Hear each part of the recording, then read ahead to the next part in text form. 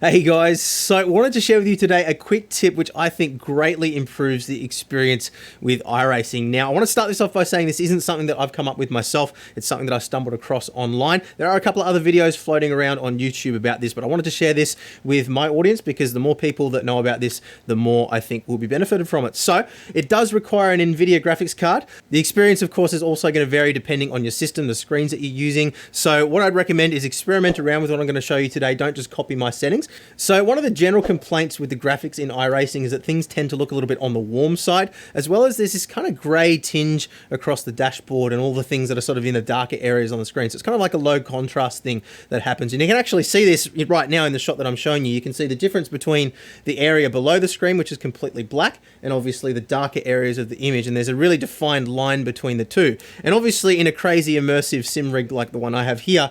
But I think that one of the keys to immersion in any screen setup is to try and sort of minimize the stark contrast between where the screen ends and where everything else begins. So let me just quickly demonstrate exactly what we're trying to achieve here today with a little visual demonstration for you. So this is with no alteration at all. And again, you can see that really clearly defined line between where the screen ends and where the black starts. Now, if I enable what we've done here, which I'm about to show you, bam, you can see straight away, it's much harder to see where that screen ends and the black area or the void begins. Now, if I switch across to my other camera as well over my shoulder, you can see in this shot, it's actually quite hard to see where the screens end and everything else kind of begins. But if we go back to our default settings, very, very, very stark contrast there. So you can see a very clear definition between screen and everything else. So let's jump in now and I'll show you how to go from this to this. Let's do it.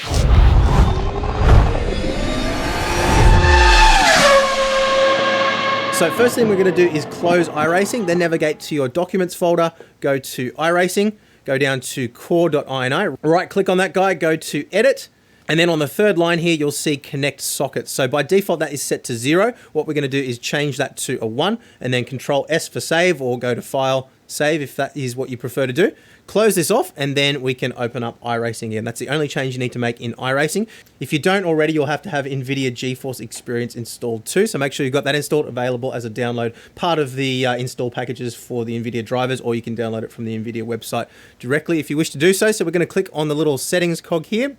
We're going to make sure the in-game overlay is enabled, as you can see here with this little switch. So once you've done that, you can close this off. You can change the hotkeys if you wish to do so. I'm just going to leave them at default for the purpose of this video. So we're going to close this off, and then we're going to dive back into iRacing.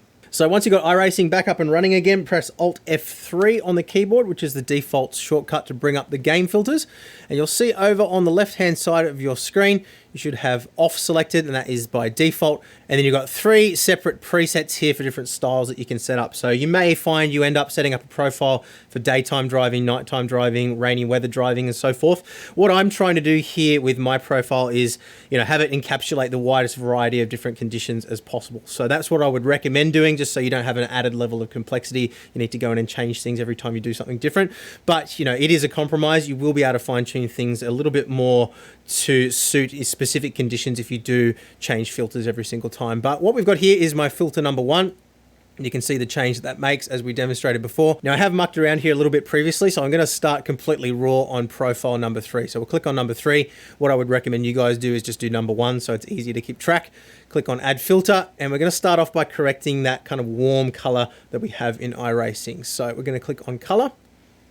And you can see straight away, as soon as I do that, the screen changes quite dramatically. So we're going to extend that down. We're going to take out the default tint, take out the default tint intensity. We're just going to wind that color temperature back by hovering over it. We can use the slider with our mouse, but I find it's a little bit jumpy, so I like to just kind of hover over it so it's green. So I'm going to wind that down to minus 16, which looks pretty good for me, again, on my specific monitors in my particular scenario with my colorblind eyes. I'm not going to make any other changes here in terms of color. We're going to close that off again. We're going to add another filter, and now we're going to get rid of that issue with the kind of low contrast, stark difference between the screen and off-screen areas. So let's go to brightness and contrast. Again, you can see there's some default stuff going on there, so it did change when I clicked on that. So let's extend that down. We're going to take out that contrast boost. So we're going to wind it back to 0. We're going to wind highlights all the way down to -100. I found that anything higher than that, I was starting to blow out the sky a little bit with some of the other settings I had. It is a balance between settings. So again, just fiddle and find what looks good for you. I'm going to boost my shadows here, and this is where you'll see that kind of gray area disappear into black. So we wind that up, and for me, around sort of 65 looked pretty good. I think 67 was what I had in my other profile, but 67, 68, whatever. Doesn't really matter. And you can see that is what's wound out that kind of grey look and given us that nice black contrasty look there without looking too cartoony. And then for gamma, I'm just going to wind that down a little bit as well, just to give me slightly deeper blacks, a bit more of a richer kind of looking picture. And I think that is pretty darn good. Let's just go across to helmet cam again. So again, you can see there, very hard, other than, you know, the hardware disappearing, very hard to see where the screen ends and the void begins. If we go back to off, massive, massive, massive difference there. So it's as simple as that, guys. Now, I guess the big question is, does it have any performance hit? Now, in my case, I'm running triple 4K displays here with a 3090 graphics card. I normally get somewhere between about 90 and 120, sometimes even 160 frames per second, depending on the track and how much stuff's going on around me, how many cars I have. I found, on average, I was losing maybe 2 or 3, maybe at worst 5 frames per second off that top. So if I was at 100 frames per second, it'd take me down to about 95-ish. If I was at 165 frames per second, it would take me down to about 160. So just be aware, it may have a small performance hit on your machine. Depending on how high-end your system is as well, you may see a bigger performance hit than what I'm seeing. And it is as simple as that, guys. So when you're done adjusting, just hit Alt F3 again to close the little overlay. You can set up different profiles for different scenarios if you wish to do so. But yeah, as I said before, this seems to be a pretty good all-round setting for me. And it's as simple as that, guys. So I really hope this video has helped you out. If it has, leave a thumbs up. And yeah, let me know in the comments below as well if this has helped you out and what kind of performance hit it put on your system. But yeah, guys, thank you very much for watching as always, and I'll see you again soon.